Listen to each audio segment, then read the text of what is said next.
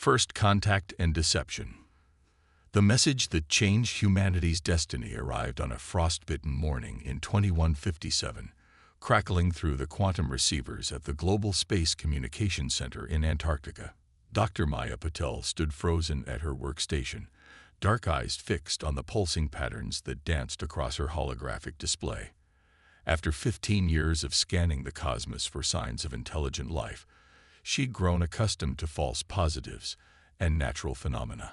This was different. Director Evans, she called out, her voice steady despite her racing heart. You need to see this. James Evans, director of GSCC, hurried over from his office. His weathered face reflected the blue glow of the quantum display as he studied the signal pattern. Talk to me, Dr. Patel. The signal originated from just beyond Mars' orbit. It's artificially generated, following mathematical sequences that couldn't occur naturally. Maya pulled up additional data streams. What's more, it's responding to our quantum field fluctuations in real time. Sir, they're not just broadcasting. They're watching us. Within hours, the facility transformed into a hub of frenzied activity. Scientists from every department crowded around displays, analyzing data streams as military personnel established secure communications with global leadership. The signal's source revealed itself 12 hours later. A massive vessel emerging from what appeared to be a fold in space itself, its crystalline hull refracting sunlight in impossible patterns. The first transmission arrived shortly after. People of Earth, the message began, transmitted simultaneously to every communication device on the planet. We are the Valaxian Concordat. We come in peace, seeking dialogue with your species. The alien vessel, which identified itself as the Stellar Envoy, maintained its position near Mars as Earth's leaders scrambled to formulate a response. The United Earth Council convened an emergency session, and within days, a delegation was assembled. Dr. Maya Patel found herself aboard the UES Diplomat, a state-of-the-art vessel carrying Earth's representatives to humanity's first contact with an alien civilization. Admiral Sarah Chen commanded the Diplomat, her experience with first contact protocols making her the natural choice to lead the mission. As they approached the Stellar Envoy, she gathered the delegation in the ship's conference room. Remember, she addressed them, her voice carrying the weight of humanity's future. We represent not just our nations, but our entire species. Let's make this historic moment count. The Valaxian ship dwarfed the Diplomat, its crystalline surface seeming to shift and flow like liquid metal. As they docked, Maya couldn't shake an unsettling feeling in her gut. Something about the aliens' arrival felt too convenient, too perfectly timed.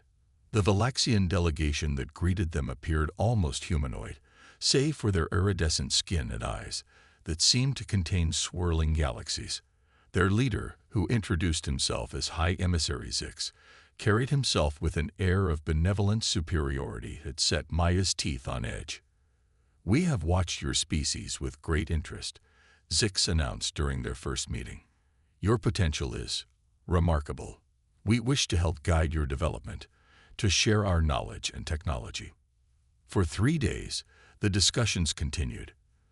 The Valaxians spoke of cultural exchange, technological advancement, and peaceful cooperation. They demonstrated technologies that seemed like magic: matter manipulation, instant healing, energy generation that defied physics as humans understood it. But on the 4th day, everything changed. Maya was analyzing data in her quarters when the ship's AI flagged an anomaly in the Valaxian transmissions. Buried beneath the diplomatic communications was another signal stream, encrypted but partially decoded by the AI's quantum algorithms. Her blood ran cold as she read the decrypted fragments. Harvest preparation, population control measures, resource extraction. Before she could alert Admiral Chen, the ship's emergency sirens blared. On the bridge, chaos erupted as sensors detected multiple spatial distortions opening around Mars. Massive warships emerged, their designs far more aggressive than the Stellar Envoy's elegant appearance. High Emissary Zix's image appeared on all screens, his formerly benevolent expression replaced by cold calculation. "We had hoped to prepare you gradually," he announced, "but your encryption technology is more advanced than we anticipated. No matter. Earth has resources we require, and your species has two choices: submit to Valaxian authority and serve as a labor force, or resist and face extinction." Admiral Chen's response was immediate. "All hands, battle stations, get us out of here." The Diplomat's engines roared to life, but the stellar envoy's gravitational fields held them in place. Maya rushed to the engineering section, her mind racing. The aliens' technology was advanced, but their arrogance had given Earth an advantage. 3 days of close observation and data collection. Working with the ship's engineers, Maya reconfigured their quantum fields to match the frequency patterns she'd observed in the Valaxian systems. The modification worked. The gravitational lock weakened just enough for the Diplomat to break free. As they fled back to Earth, watching more Valaxian warships emerge from spatial folds, Admiral Chen turned to Maya. "How long until they reach Earth?" "Based on their emergence patterns, 5 days at most," Maya replied, her voice grim but determined. "But we have something they don't expect." "What's that?" "Data. 3 days' worth of detailed scans of their technology. They think we're primitive, Admiral. Let's show them how primitive humans can be when backed into a corner." The Diplomat raced toward Earth, carrying vital intelligence and a warning. The Valaxians had revealed their true intentions, but in doing so, they'd made a crucial mistake. They had given humanity time to prepare, and humans had always been at their most innovative when facing extinction. As they approached Earth, Maya looked at the holographic display showing the approaching Valaxian fleet. "They think this is the end," she muttered. "But they've just started a war they're not prepared to fight." Project Phoenix Rising. The Global Defense Summit convened in the underground bunkers of Geneva 24 hours after the Diplomat's return. Dr. Maya Patel stood before the assembled leaders of Earth, her holographic presentation showing detailed scans of Valaxian technology. "Their superiority isn't absolute," she explained, manipulating the display to show the crystalline structures of the alien ships. "The Valaxians rely heavily on what they call quantum crystalline matrices. Essentially, they've merged organic crystal growth with quantum computing. Advanced, yes, but also predictable. They've been the dominant species for so long, their technology has stagnated." From the back of the room, a voice cut through the murmurs of discussion. "Then we need to be unpredictable." Dr. Marcus Rodriguez, Earth's leading quantum physicist, stepped forward. His casual attire stood out among the formal uniforms, but his reputation commanded instant respect. "Those 3 days of scans aren't just intelligence. They're a blueprint for revolution." The next 48 hours transformed research facilities worldwide into a unified war machine. The Singapore Quantum Research Center, under Dr. Rodriguez's leadership, began dissecting the Valaxian quantum crystal technology. In Mumbai, engineers started retrofitting existing spacecraft with experimental weapons systems. But the real breakthrough came from an unexpected source. Dr. Amara Okafor, a theoretical physicist from Nigeria's Advanced Research Institute, had been studying the data from a different angle. She requested an emergency conference with the Defense Council. "Look at their spatial folding technology," she said, pointing to specific data patterns. "They're using massive energy expenditure to brute force their way through space-time. But there's a more elegant solution." Her fingers flew across the holographic interface, showing complex equations. "We don't need to match their power. We need to outsmart it." The theory was revolutionary. Instead of trying to punch through space-time like the Valaxians, Earth's ships would slip between its layers. Dr. Okafor called it the quantum slide drive.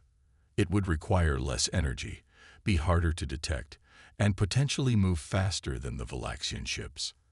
At the orbital shipyards above Earth, construction began on humanity's answer to the Valaxian threat. The UES Phoenix would be unlike anything ever built, a hybrid of human innovation and reverse-engineered alien technology. Unlike the crystalline structures of Valaxian ships, The Phoenix's hull was composed of smart metal alloys that could adapt their molecular structure in real time. Dr. Rodriguez led the weapons development team, working closely with military strategists to create systems the Valaxians wouldn't expect. They think in straight lines, he explained to Admiral Chen during a progress review. Their weapons are powerful but predictable. We're designing weapons that change tactics mid-battle, that learn and adapt. The Phoenix's primary weapon system, dubbed the Chaos Array, embodied this philosophy. It didn't just fire energy beams. It launched packets of quantum-entangled particles that could reorganize themselves based on the target's defenses. The more the enemy adapted, the more the weapon learned. 3 days into construction, Maya made another crucial discovery. Analyzing the Valaxian communication patterns, she found a vulnerability. Their quantum crystalline technology is networked, she explained to the project leaders. It's their strength, but it could also be their weakness. Every crystal resonates at the same frequency. Disrupt one, and you could potentially disrupt them all. This insight led to the development of the Symphony Protocol, a system designed to hack into the Valaxian network by matching and then disrupting their quantum resonance patterns. It was a digital virus written in the language of crystal structures. As the 4th day dawned, the Phoenix took shape in orbit. Its dark hull absorbed light rather than reflecting it, making it nearly invisible to conventional sensors. Inside, corridors of smart metal could reconfigure themselves based on battle damage or tactical needs. The bridge combined human intuition with AI processing power, allowing for split-second decisions that no single species could make alone. But time was running out. Long-range sensors detected the Valaxian fleet approaching faster than initially estimated. They would reach Earth in less than 24 hours. In a private moment aboard the Phoenix, Admiral Chen found Maya staring out at Earth through a viewport. Having doubts, the Admiral asked. Maya shook her head. The opposite. The Valaxians think they're superior because they've had advanced technology for millennia. But that's their weakness. They've forgotten how to innovate, how to think differently. She turned to face the Admiral. Humans have been solving impossible problems since we first looked up at the stars. We don't need to be the most powerful species in the galaxy. We just need to be the most creative. The final hours of preparation were a blur of activity. Crews ran battle simulations while engineers made last-minute adjustments. Dr. Rodriguez's team worked frantically to integrate the Chaos Array with the Symphony Protocol, creating a weapons system that could not only fight the Valaxians, but infiltrate the very core of their technology. As the Phoenix prepared for its maiden voyage, Earth's remaining military forces took up defensive positions. They were outnumbered and outgunned, but they had something the Valaxians didn't expect. A weapon born from the perfect fusion of human ingenuity and alien technology. Admiral Chen gathered the crew for a final briefing. The Valaxians think they're coming to harvest a primitive species, she said, her voice carrying through the Phoenix's adaptive corridors. Instead, they're about to learn why humanity has survived every challenge we've ever faced. We adapt, we innovate, and we never, ever give up without a fight. The Phoenix's engines hummed to life, their quantum fields dancing between layers of space-time. In less than 12 hours, they would meet the Valaxian fleet. Earth's fate would depend not on matching the aliens' power, but on proving that human creativity could overcome even the most advanced technology in the galaxy. The Phoenix strikes. The UES Phoenix glided silently through the void between Mars and Earth, its adaptive hull absorbing ambient radiation and rendering it nearly invisible to conventional sensors. On the bridge, Admiral Chen sat in the command chair, surrounded by holographic displays showing the approaching Valaxian fleet. Tactical analysis, she ordered, her voice calm despite the tension permeating the bridge. Mina's fingers danced across her console. 37 capital ships, each approximately 3 times our size. They're maintaining a crystalline lattice formation, exactly what we expected. Their quantum signatures are synchronized, just like in the original scans. Dr. Rodriguez's voice came through the comm from the weapons control center. Symphony Protocol is ready. The moment they enter range, we can begin disrupting their network. The massive Valaxian fleet emerged from their spatial folds like a shower of metallic meteors, their crystalline hulls gleaming in the sunlight. At their center, the familiar form of the stellar envoy hung like a malevolent jewel. High Emissary Zix's transmission was broadcast on all frequencies. Your primitive attempts at resistance are noted.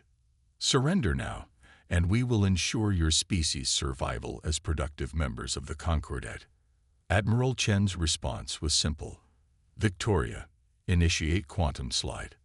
The Phoenix's revolutionary drive engaged, and reality seemed to shift sideways.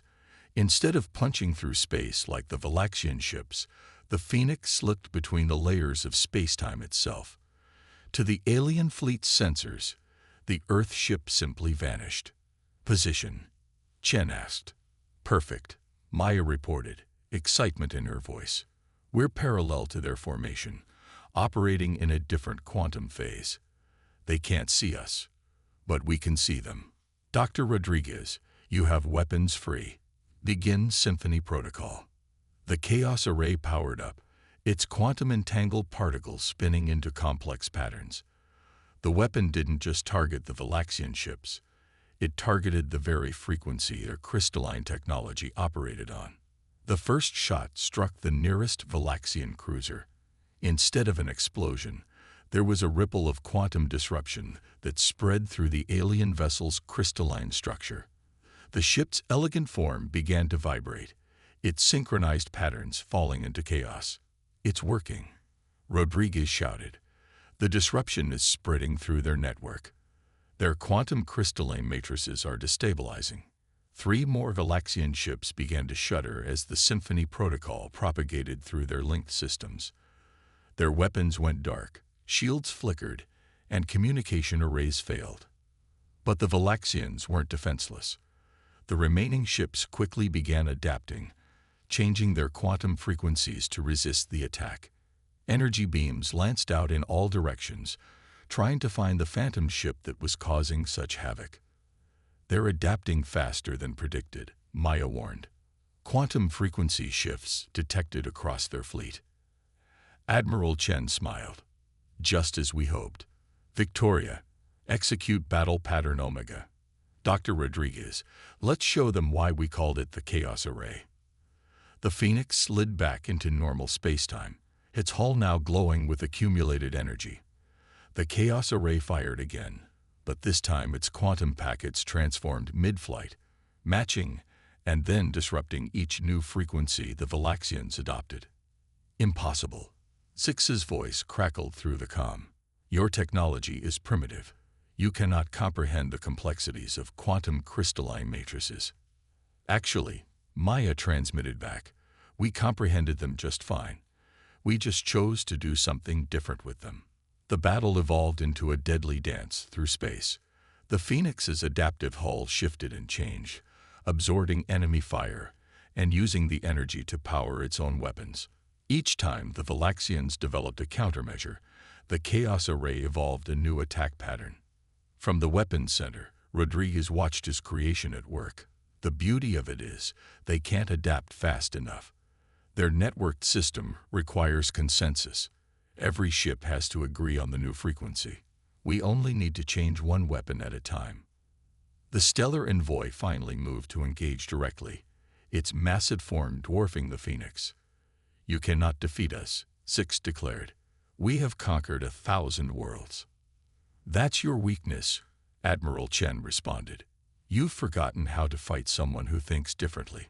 The Phoenix executed a perfect quantum slide, appearing inside the stellar envoy's defensive perimeter. At point-blank range, the Chaos Array fired its most complex pattern yet, a quantum cascade that turned the flagship's own crystalline structure against itself. The effect was devastating. The stellar envoy's beautiful crystalline form began to crack and fragment, its synchronized patterns collapsing into disorder. Other ships in the fleet, still linked to their flagship's quantum network, began experiencing similar disruptions. Admiral, Maya called out, I'm detecting massive energy fluctuations in their fleet. The Symphony protocol is causing a chain reaction through their quantum network.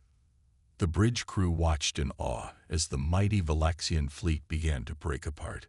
Ships weren't exploding. They were dissolving, their perfectly ordered crystalline structures reverting to chaos. High Emissary Zix's final transmission was filled with disbelief. How? You were supposed to be primitive, helpless. That's what you never understood, Admiral Chen replied. Humanity's strength isn't in our technology. It's in our ability to look at something advanced and find a completely new way to use it. As the last Valaxian ships retreated through their spatial folds, the Phoenix's crew erupted in celebration. They had proven that human ingenuity could overcome even the most advanced alien technology. Maya turned to Admiral Chen.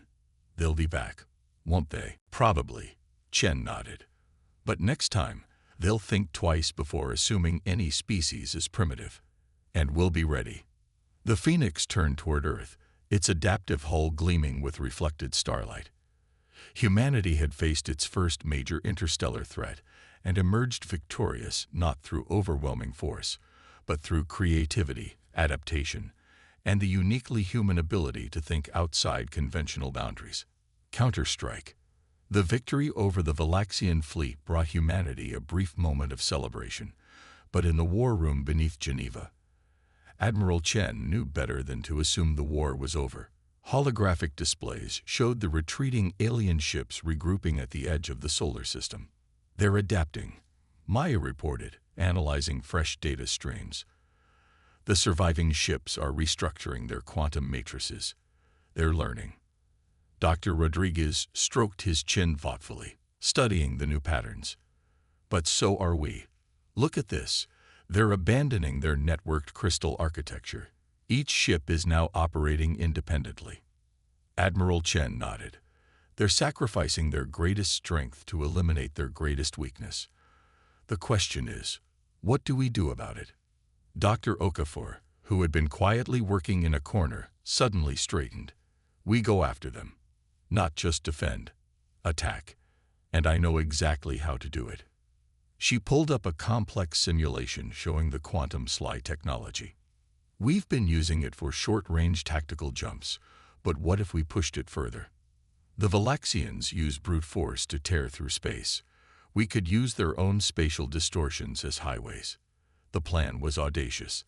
The Phoenix would utilize the residual spatial distortions left by the Valaxian fleet's retreat to track them back to their staging area.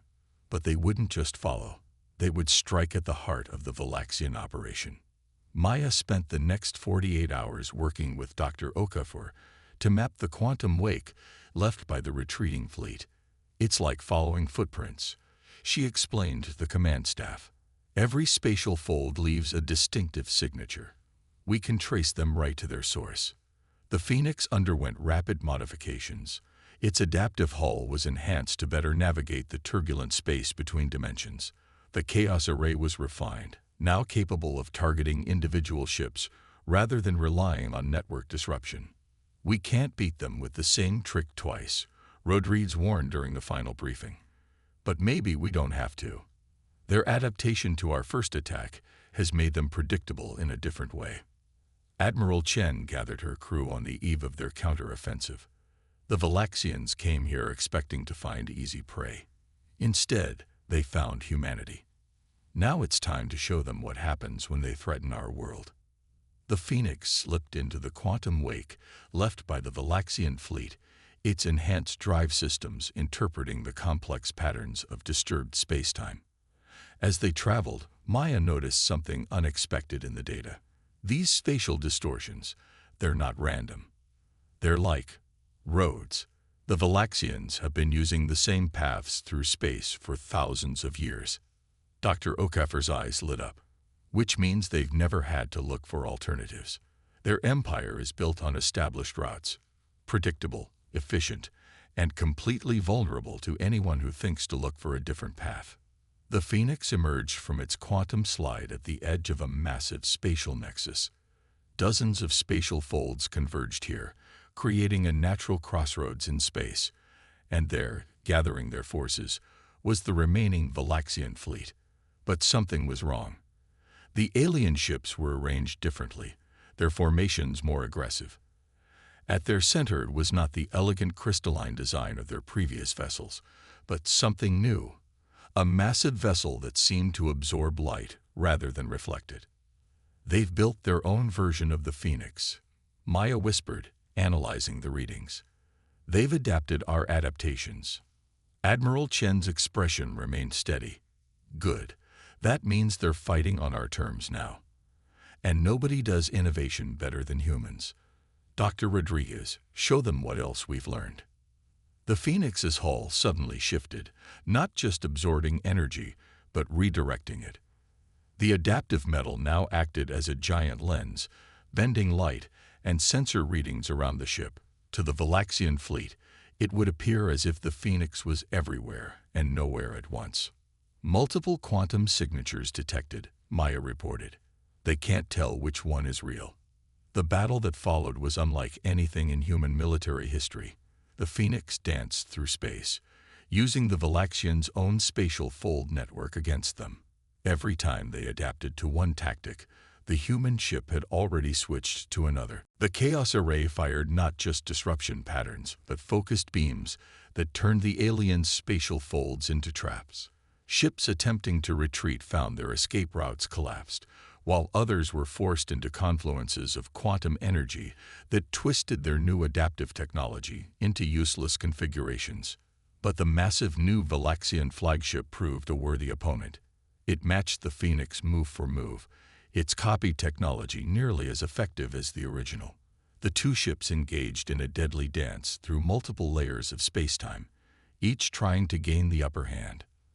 "They may have copied our technology," Dr. Rodriguez observed, "but they're still thinking like Valaxians. They're looking for the perfect solution, the ultimate adaptation. They don't understand. That perfection is the enemy of survival," Admiral Chen finished. "Victoria, execute Protocol Omega-9." The Phoenix suddenly appeared to malfunction, its systems showing cascading failures. The Valaxian flagship moved in for the kill, its weapons charging. "Now," Chen ordered. The apparent malfunction transformed into a devastating attack. Every system failure was actually a power redirect, channeling energy into a single massive burst. The Chaos Array fired a shot that didn't target the flagship's systems or structure. It targeted the space around it. The spatial folds that the Valaxians had used for millennia collapsed in on themselves, creating a maze of twisted spacetime that their mighty flagship couldn't navigate. In trying to copy human adaptation, they had forgotten their own strengths, and now found themselves trapped by their own assumptions. As the remaining Valaxian ships scattered, retreating through the few stable spatial folds left, Maya turned to Admiral Chen. "We didn't just win a battle, did we? We've changed the way they'll have to fight forever." Chen nodded. "They thought adaptation meant copying what works. We showed them that true adaptation means being willing to fail, to try the impossible, to never stop pushing boundaries." The Phoenix began its journey home, leaving behind a shattered spatial nexus and a powerful message. Humanity wasn't just ready to defend itself, it was ready to reshape the very nature of space warfare. Victory through innovation. The data crystals recovered from the captured Valaxian ships revealed a truth that sent shockwaves through Earth's leadership. The Concordat wasn't just an empire. It was a parasitic force that had grown powerful by absorbing the technologies of countless civilizations. Their crystalline technology itself was stolen, refined over millennia of conquest. Maya stared at the holographic star map, showing the extent of Valaxian territory. "They're coming back," she announced to the assembled War Council. "And this time, they'll bring everything they have." Dr. Rodriguez nodded grimly. "The good news is, we've proved their technology isn't invincible. The bad news, they're learning from every encounter. The next wave won't be so easily surprised." Admiral Chen studied the tactical projections. "Then we need to surprise them in a way they can't adapt to." "Dr. Okafor, what have you found in those quantum wake patterns?" Amara Okeffer's hologram flickered as she joined from her lab in Lagos. Something extraordinary. The Valaxians haven't just been using the same spatial routes for millennia. They'd been ignoring whole layers of space-time. There are patterns within patterns, dimensions they've never explored. The plan that emerged was audacious even by human standards. While the Phoenix had proven humanity could fight the Valaxians on their own terms, victory would require something more, something unprecedented. Over the next week, Earth's combined scientific teams worked around the clock. The Phoenix's quantum slide drive was modified to access these overlooked layers of reality. The chaos array was reconfigured to operate across multiple dimensional frequencies simultaneously. They barely finished in time. The long-range quantum sensors detected a massive spatial distortion forming at the edge of the solar system. The Valaxian counterattack had begun. This time, there was no pretense of diplomacy. Over 500 warships emerged from spatial folds, led by 3 vessels that dwarfed even their previous flagship. Their hulls were no longer crystalline, but instead composed of a dark material that seemed to drink in light itself. High Emissary Zix's transmission carried none of its former aristocratic confidence. You have forced us to abandon technologies we have relied upon for millennia. For this insult alone, your species must be eliminated. We will not rest until Earth is reduced to atoms. Admiral Chen's response was measured. You still don't understand what you're fighting, do you? You think technology makes a species advanced. We're about to show you how wrong you are. The Phoenix engaged its modified drive, but instead of sliding between space-time layers, it did something unprecedented. It existed in multiple layers simultaneously, appearing as ghost images across different dimensional frequencies. Maya's calculations had been perfect. The Valaxian fleet's new anti-adaptive technology was useless against a ship that wasn't fully present in any one reality. The Phoenix became a phantom, striking from angles that shouldn't exist, appearing and disappearing faster than the alien sensors could track. Impossible. Zix's voice crackled with rage. No species can manipulate dimensional frequencies with such precision. That's your fundamental mistake, Dr. Rodriguez transmitted back. You assume there are limits to what's possible. Humans, we see limits as challenges. The battle that followed would be studied by military historians for centuries to come. The Phoenix danced through dimensions, its chaos array firing shots that existed in multiple realities simultaneously. Valaxian ships found themselves torn apart by forces they couldn't detect, their advanced sensors useless against attacks coming from between the very fabric of space-time. But the true masterstroke came from Dr. Okeffer's insight. The quantum slide drive wasn't just moving the Phoenix through space, it was weaving a web. Every movement, every dimensional shift was part of a larger pattern. Now, Admiral Chen ordered as the final piece fell into place. The Phoenix activated its primary weapon, not the chaos array, but the dimensional web itself. The overlapping quantum frequencies suddenly synchronized, creating a cascading resonance that rippled through every layer of reality the Valaxians had ignored. The effect was catastrophic for the alien fleet. Ships caught in the resonance found themselves pulled into dimensional frequencies they were never designed to encounter. The mighty Valaxian armada began to break apart, not from weapons fire, but from their own inability to exist in these new layers of reality. Maya watched in awe as the physics equations she helped calculate played out on a cosmic scale. We didn't just beat them with better technology, she realized. We beat them by understanding something they'd forgotten. The universe is infinite in its possibilities. The remaining Valaxian ships, less than a quarter of their original fleet, retreated in disarray. But Admiral Chen wasn't finished. The Phoenix pursued them, not to destroy, but to demonstrate. At each spatial fold nexus they encountered, the human ship reconfigured the quantum pathways, permanently altering the very routes the Valaxian Empire relied upon. High Emissary Zix's final transmission was different from any before. What are you? Admiral Chen's response would be remembered for generations. We are human. We don't just adapt to the universe. We dare to reshape it. Remember that the next time you think about invading a primitive world, the Phoenix returned to Earth not just victorious, but having fundamentally changed the balance of power in the galaxy. Humanity had proven itself not just capable of defending against advanced alien technology, but of revolutionizing it in ways the original inventors never imagined. In the aftermath, as Earth began establishing its first formal interstellar defense force, Maya found Admiral Chen in the Phoenix's observation deck, watching the sun rise over their home planet. "They'll be back eventually," Maya said. "Not to conquer, but to learn. We've shown them something they've never seen before." Chen smiled. "Good, because that's humanity's real strength. We never stop learning, never stop pushing boundaries." The Valaxians thought they were coming to harvest a primitive species. Instead, they discovered something they'd forgotten over their millennia of empire. True advancement comes not from accumulating technology, but from daring to imagine new possibilities.